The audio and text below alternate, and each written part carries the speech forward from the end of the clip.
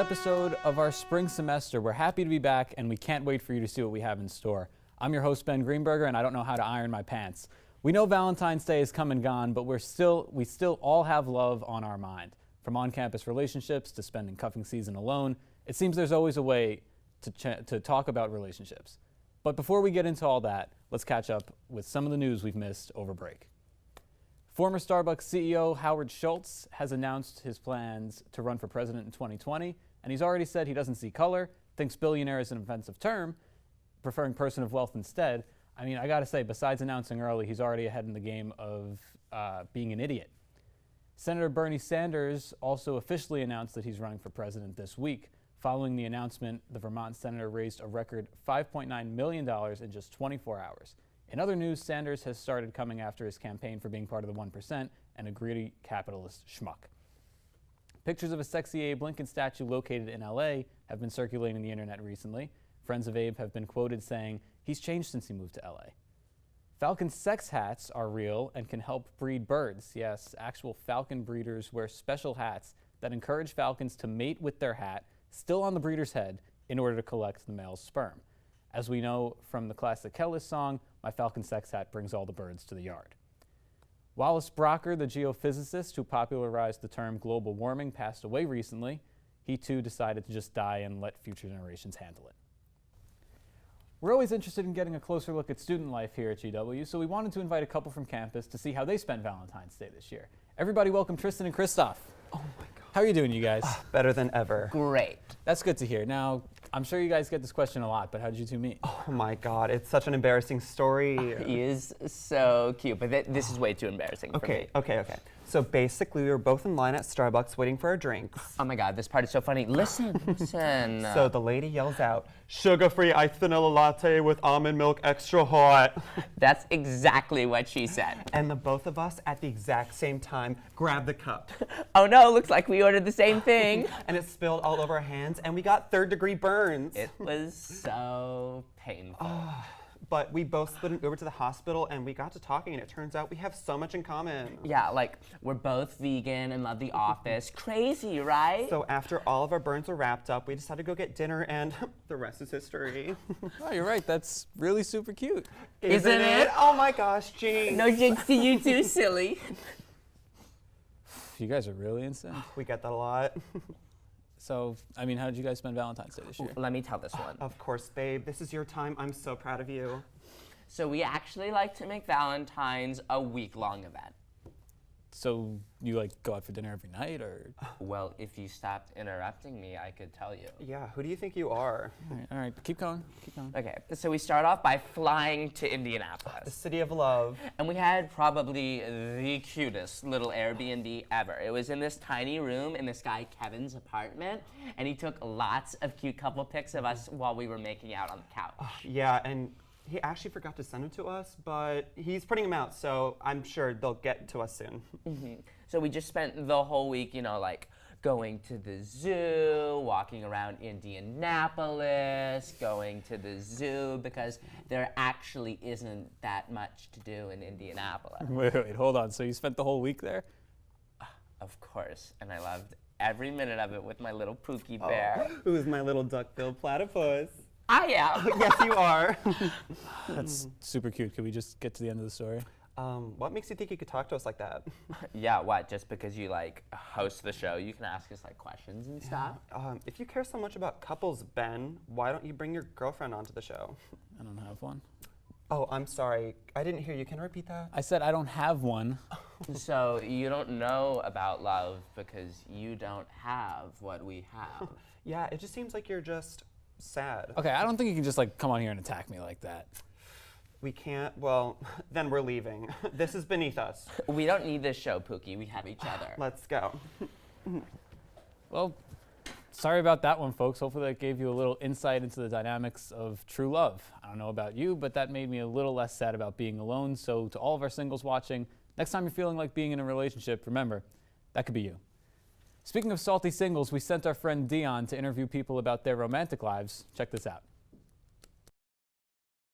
What's up, GW? My name's Dion, and I'm here to answer all the questions you didn't know you needed answers to. Today's topic is Valentine's Day, and I have a very special guest on to help me answer these questions. So, how are you doing today? Doing great, Dion. How about yourself? Very well. Now, what's your name? My name is Andy Weber. And what do you do here? I'm the general manager of GWTV, so I oversee the station's operations and work with students in terms of growth and other large-scale projects with the station. Impressive. Now, Andy, do you have a special someone? I would say I do. My girlfriend Rachel Hugh and I've been dating her for the last 4 years. I met her at CI, so we're kind of a GW couple. But yeah, I'd say she's definitely a special someone in my life. That's cute. Thanks. Have you heard of that app that tracks how long your relationship is gonna last? I mean, I've not heard of the app. I've not heard of the app. No. huh? Okay. It's unreliable anyway. So, now, have you ever been in love? I'd say I'm definitely in love with my girlfriend Rachel. Yes. So I'm in love. Yeah. Sure. Good. I hope that lasts. Honestly, I'm serious. Thank you. Okay. What's your ideal Valentine's Day gift? I'd probably say a gift that means something to someone, a gift that means something to both of those in the relationship. So something that shows you care and that shows you love them. And would getting that gift make you feel special, loved? I would say so. Yeah, for sure. Like they would never desert you or betray you? I guess there's never a guarantee, but that's the hope. Like they would never come home in the middle of the night with bruises on their neck and not explain why? Sounds like you have a story to tell. No, I'm just asking questions, man. Anyway, do you ever think it's okay to lie to your lover? I mean, if ignorance is bliss, then, why should we know the things that would break our heart? I can't follow that question, but I definitely say lying is never a good option, never a good choice. Interesting. Do you have any plans for Valentine's Day? Yeah, we're going to dinner. That's our plans for Valentine's Day. It's a nice romantic dinner. Sounds nice. What is your ideal partner? What traits do you look for? Wow, that's a loaded question. I haven't been looking for a partner for the last 4 years, so I can't say what really fits the ideal bill. I think Rachel's her own person. What do you like about Rachel? That's a fair question. What I like about her, I guess, she's incredibly kind, incredibly patient. She's beautiful. So it's hard to sum it up in one sentence, but things like that. Is she loyal? I for sure, yeah, absolutely. Yeah, loyalty is important, Because, how else are you supposed to know? When the doctor says, the baby isn't yours, that he's lying, this happened to a friend of mine, so I'm, crazy stuff. Anyway, thank you so much for answering these questions today. I just have one last question for you. Do you think it is okay to forgive someone who broke your heart? I think that's personal. I think it depends what happened, and it depends how you feel about the other one, how you feel about what happened. So I can't give you a definite answer on that one, buddy. Are you sure? I'm pretty sure, yeah. Okay, thank you for your time. You can leave now. Thank you. Thanks for watching. Join us next time on our next segment, How to Get Over Your Ex. You guys ready? Let's do it. Yeah, let's do it. Okay, ready? Let's go. Welcome Welcome. to Wait, do you want me to go or? I thought I was going. No, No, you go. You go. Sean and Michael want well, you guys. yeah, Okay. Okay, ready? Welcome to G. I thought I was supposed to start. I thought I was going to go first. I thought. Here comes Parker. Come on, guys. It's not that hard, all right? It's just one line. All right. You guys know the line. Welcome to GWTV. You can visit us at gw-tv.com. See, that wasn't so bad.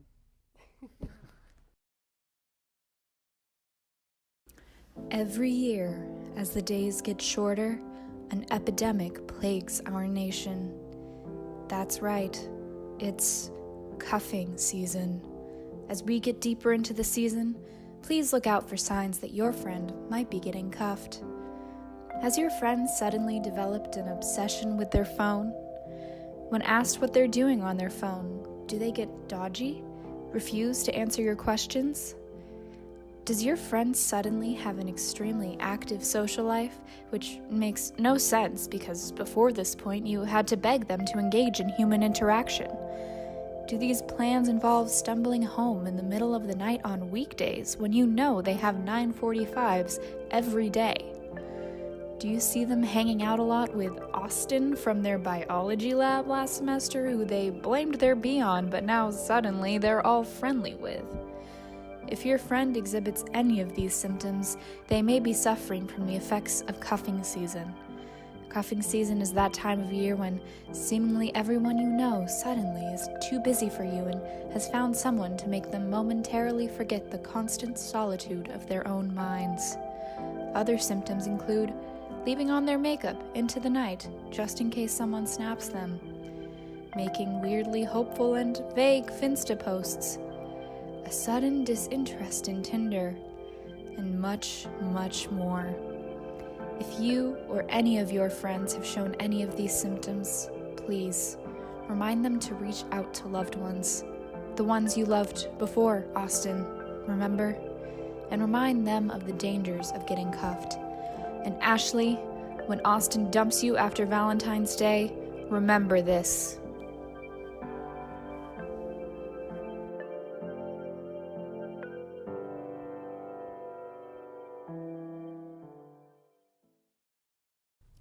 Welcome back to District Debrief. We wanted to add something new to this show, a segment where we discuss a topic that we have serious thoughts about, but the topic itself is not too serious. This is not too serious. Today we wanted to focus on conservative interneter and wood nymph Ben Shapiro. If you're unfamiliar with him, Shapiro currently is the editor-in-chief of the right-wing website The Daily Wire and hosts The Ben Shapiro Show, which he boasts is a top conservative podcast. He's also hilariously insecure about his height and frequently claims he's 5'9", which we might believe if it was actually 3 Ben Shapiros stacked in a trench coat. Regardless, his influence is the opposite of his stature, large and growing. He has amassed nearly 2 million Twitter followers. First, we want to talk about his beliefs, and everything he believes is backed by facts and logic, his fans' favorite tagline to establish his credibility. A quick YouTube search of Ben Shapiro Facts and Logic returned 62 inches of clips posted by fans of Shapiro destroying the left with facts and logic, as you can see by this thumbnail over my shoulder in an Angry Birds font. Keep in mind, there's no argument. When he visited GW last month, he gave a 35-minute speech filleting capitalism to a crowd of white bread dressed in vineyard vines. Now, if you're unfamiliar with Shapiro's event format, it starts with a short tirade taking on the left for threatening him because the left is mean to conservatives, who are the true defenders of America against the left. If I wasn't clear, he says the left more than Owen Wilson says, wow. His speech follows, and then an audience Q&A.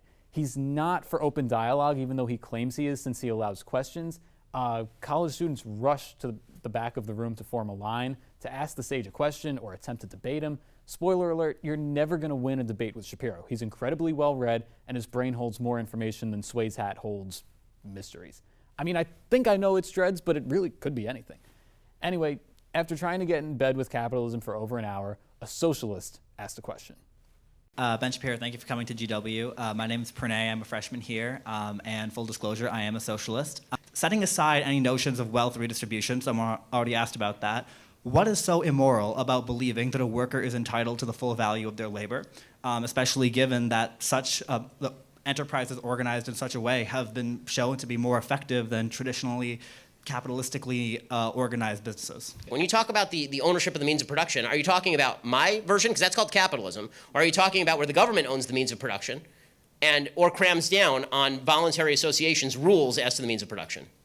I'm talking about neither. I reject state socialism personally. What I'm referring to is specifically, for example, the term given is worker cooperatives. The most prominent example, the Mondragon Corporation in Spain. When the company turns a profit, that profit is distributed among the workers, some 80,000 employees. It's a wildly successful corporation. I mean, is it a voluntary association? Is there any cram down happening? No, there's not. Then good, it's capitalist. That's not socialist. There's a lot to talk about here, and yes, that is a yarmulke on his head. He did sign some yarmulkes in the crowd after his speech, something that I don't think is illegal, but it just feels wrong. It's like if Ted Nugent went on a Bible signing tour. We know that you love the Bible, Ted, but it's just not your lane, or anyone's really. But back to Shapiro. The cooperative discussed is a $12 billion company, entire worker dominated, and to say that since it works it must be capitalist is just plain stupid. It's like if the economy was doing well and you attributed it to the McRib being back.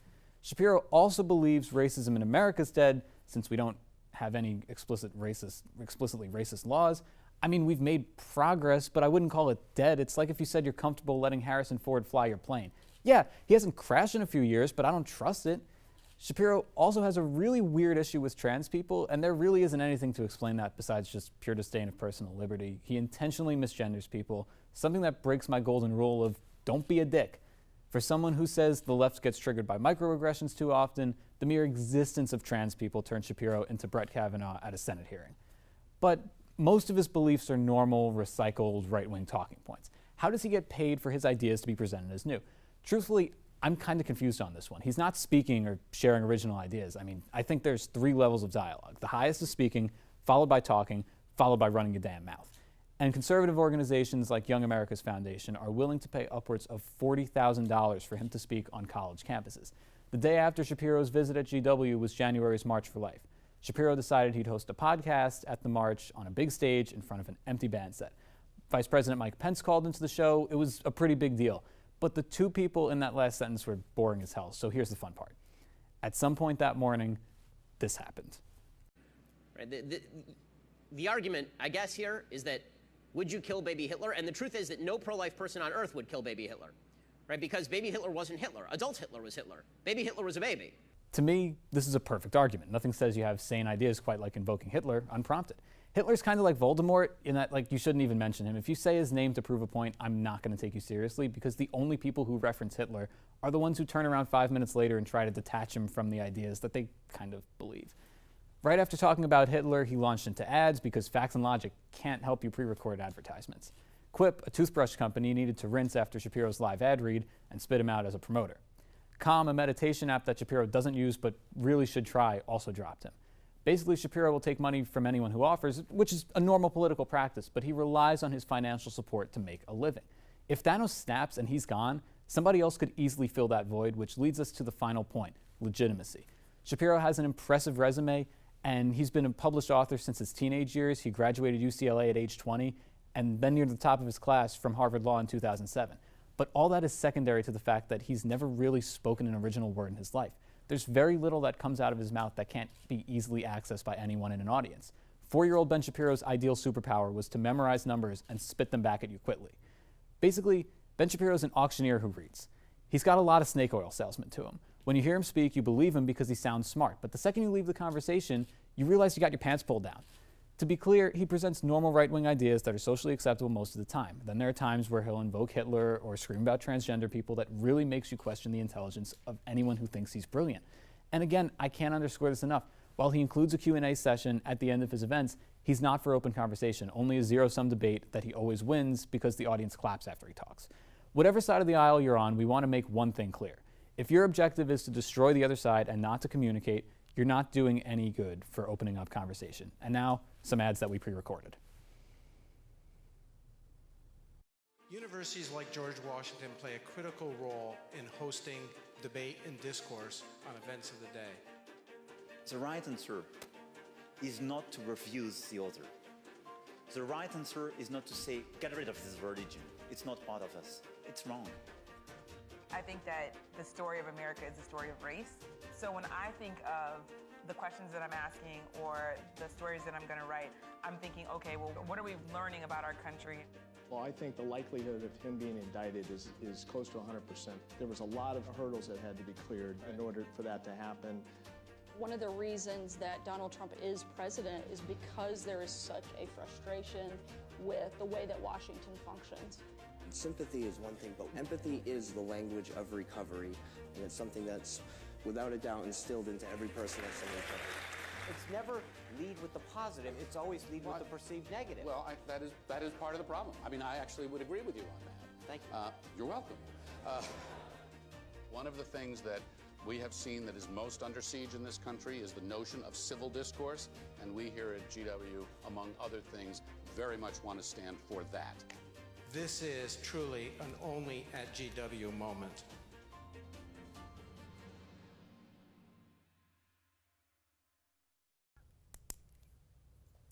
Welcome back to the show. GW has decided to accelerate the renovation of Thurston Hall, a Depression-era residence hall home to over 1,000 freshmen. In unrelated news, Foggy Bottom's asbestos lawyer industry is expected to see a boom in the coming years. A GW alum, Juan Guaido, recently declared himself interim president of Venezuela and is currently engaged in a diplomatic and political battle with longtime dictator Nicolas Maduro for control of the country. Guaido actually went to GW as a C's student. That's right, a C's kid is the last hope for democracy in Venezuela. Raise high. A giant tortoise thought to be extinct for over 100 years has been found in a remote part of the Galapagos Islands, and the world's largest bee has been spotted for the first time in decades. Space Jam 2 just announced its release date, so maybe Shaquille O'Neal's acting career will come back too. This season of The Bachelor has been one of the most intense in recent history. From a quintuple elimination to sending a girl home after meeting the parents, it's been anything but predictable. I'm hedging all my bets on Cassie. Why, you might ask? Let me tell you my 5 tips and tricks on predicting The Bachelor. 1. Listen to the background music. The front runners will have romantic music playing in the back. Every time we see Cassie, she always has romantic background music. 2. The kiss of death. No one who ever warns the Bachelor or Bachelorette about another person ever makes it far. Cassie has been calm and collected. 3. On The Bachelor, don't pay attention to the first impression rose. They usually never get it. Cassie did not get the first impression rose. Hannah G did. Coincidence? I think not. 4. You will always like them throughout the course of the show. Cassie has never been involved in drama and has always been out of the main focus. And 5. Listen to Jimmy Kimmel. He's mostly always right. And he picked Cassie. If The Bachelor can't distract you from your post-Valentine's blues, we've invited someone who really wants to see you cheer up. Let's give a warm welcome to the 6th floor Thurston RA, Charlotte. Thank you so much for having me, Ben. I feel it's my duty as an RA to be there for people in their time of emotional need. And Valentine's Day tends to be the most emotionally challenging day of the year. That's why I haven't had a date in 7 months. Great, that's great. Well, as you know, last week was Valentine's weekend, and many of our students were without a sweetheart to share the holiday with. What's some advice that you would give to help them cheer up? Well, I too was without someone to celebrate the most love-filled day of the year with, so I know exactly what they're going through. I just tell them what I tell myself every morning. Charlotte, the next time you think of beautiful things, don't forget to count yourself in. That's some great advice. You know, you always have to remember that you're, I'm glad that helps you through the weekend, but what about people who are just going through a breakup? You know, that's a tough one. Valentine's Day can hurt especially bad when you're recently without a companion, with the constant reminders what you could have been doing to celebrate. I can totally understand what you're going through. You matched on Tinder at the start of first semester, went on like 7 dates between your busy schedule of being an RA and majoring in international affairs with a minor in poli-sci. You knit them this really awesome sweater as a Hanukkah gift, and you get back from break only to find out that they're seeing some girl from North Jersey who's a first-year criminal justice major. I get it. We've all been there. I tell them what I tell myself all the time. Charlotte, you deserve someone who wipes away your tears, not someone who causes them. That was very specific, Charlotte. Did this just happen to you? Honestly, Ben, you just have to remember that the comeback is always stronger than the setback. And you know what I always say? I say, if you haven't found it yet, just keep looking. You know who said that? I thought you said... Steve Jobs, Okay. Ben. Steve Jobs said that. And it's so true. If you haven't found them yet, then just keep looking. Okay, then. I'm sure you must be stuck dealing with some pretty sticky roommate situations. What do you do when a resident comes to you after being sexiled the night before a big exam? Well, I used to take my master key and just let the resident back in the room while the roommate was still using it. But after getting in trouble a few times, the RD has advised me to let them wait it out and write up a new roommate agreement when everyone's decent.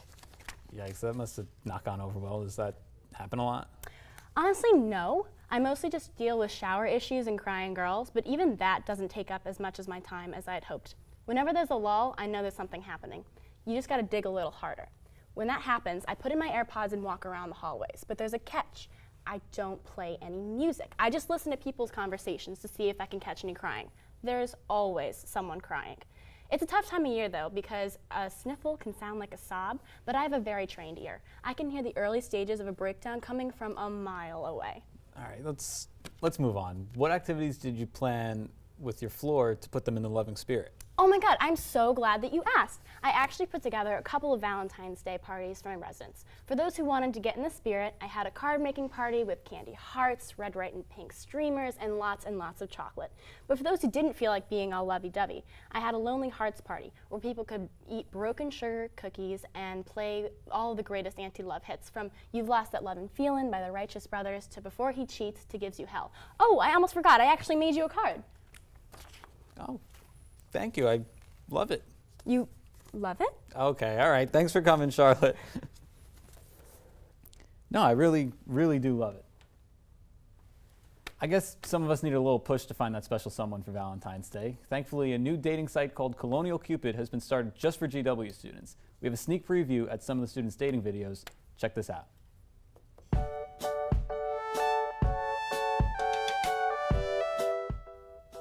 So this is kind of awkward, right?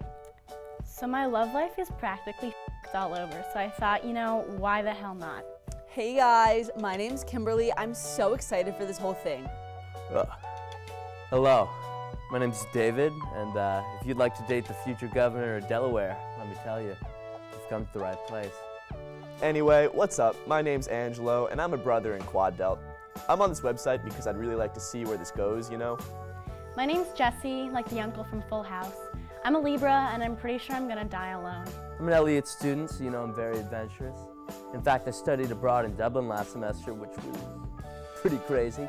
You know, a huge culture shock. Did you know the drinking age there is 18? So some stuff about me. I like kombucha, muscle tanks, and repping New York 24/7. I also play for an intramural squash team because I'm all about keeping it fit, you know? A little bit about myself. I'm really into politics. Like, my aspiration is to be Olivia Pope someday. Did you know she went to this school? It's crazy. Also, I'm a sustainability minor, so like, I'm very into the environment, like Earth, right? It's so cool. Yeah, I tried for the beer for the first time, and boy, let me tell you, it was kind of gross. I don't really get all the hubbub about it. I mean warm, because global warming? Of course, of course. Well, let's see. I'm on Bumble, Hinge, Coffee Meets Bagel, OkCupid, eHarmony. My boy Ralph Emerson always says the first wealth is health. That's right, your boy's an English major. Match.com, Plenty of Fish. Oh, Ashley Madison, Gluten-Free Singles, Amish Dating, which was, to be honest, probably the best so far. This is a reusable straw. I love sea turtles, and every time I buy my warm Canada Goose jacket, I pray for the souls of the 23 geese who sacrificed themselves for Farmers Only, Equestrian Cupid, and JDate. You know, I'm not even Jewish. I just figured it would probably be the biggest pool to choose from here. That's also why I have Grindr. One time my mom actually hung up a poem I wrote in the fridge for like 5 years, so one day I'm gonna write a New York Times bestseller. At least I haven't tried Tinder yet. I'm not that desperate. I hope that when we meet, we have just like this undeniable connection, like Ashley, I, and Jared from Bachelor in Paradise. Speaking of my mom, she's my number one. She's a member of the mafia, and she makes a killer lasagna. You know, most of my days are spent indoors. I don't have social media because you never know what could turn into a scandal these days. I have it all figured out in my life plan. If you'd like to meet up, it'll have to be sometime, you know, in like well-lit hours in a very crowded restaurant, and we cannot sit on the same side of the booth. So, after we get engaged in 2021, we'll be married a year later in Vermont. In fact, like, I don't even want to touch you at all until like the third date. We'll compete our show poodle, Stanley, have 4 children also named Stanley, and eventually, through a lot of determination and corruption, we'll end up in the White House. If this sounds like the perfect date to you, though, please contact me and I'll find a place to pencil you in. So yeah, I'm looking forward to meeting you. Can't wait. Maybe you and me can hit up Tonic for some happy hour and smash some thoughts. Well, either works. I think that's it, but you know, hit me up if you want to go grab some margs sometime. I'll bring my reusable straw. If you need a beard, a drug dealer, or even a green card, you know where to reach me.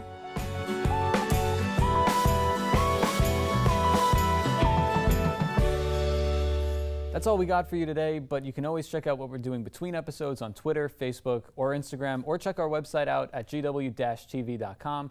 Sorry to Viggo Mortensen, he's waiting in the green room, but we ran out of time. We'll see you guys next time.